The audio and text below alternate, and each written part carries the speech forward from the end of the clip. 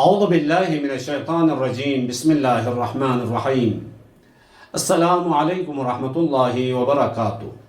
کل قیامت کے دن سب سے پہلا شخص جو پیغمبر خدا سے ملاقات کرے گا وہ کون ہے؟ اس سوال کا جواب بھی ہمیں اہل سنت برادران کے معتبر ترین حدیث اور تاریخ کی کتابوں میں یوں ملتا ہے۔ راوی روایت کرتا ہے، اول هذه الامہ، امت محمدی میں سے پہلا انسان ورودا علی نبیہا صلی اللہ علیہ وآلہ وسلم، اولها اسلاما، جس نے سب سے پہلے اسلام لایا اور جو سب سے پہلے کل قیامت کے دن پیغمبر خدا سے ملاقات کرے گا وہ علی بن ابی طالب رضی اللہ تعالی عنہ، کیونکہ اہل سنت کتاب سے میں اس عبارت کو نقل کر رہا ہوں۔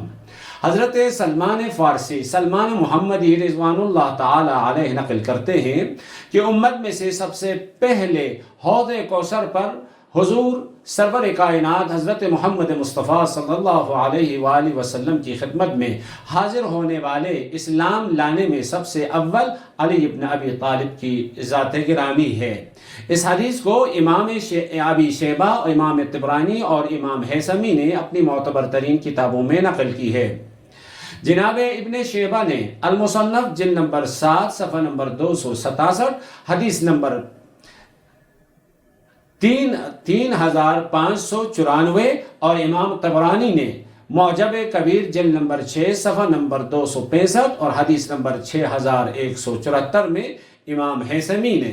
مجمع الزوائد میں جلد نمبر 9 صفحہ نمبر 102 میں اور امام شیبانی نے فی الاحاد والمزانی جلد نمبر 1 صفحہ نمبر 149 حدیث نمبر 179 میں اس روایت کو اپنی کتابوں کی زینت بنائی ہے۔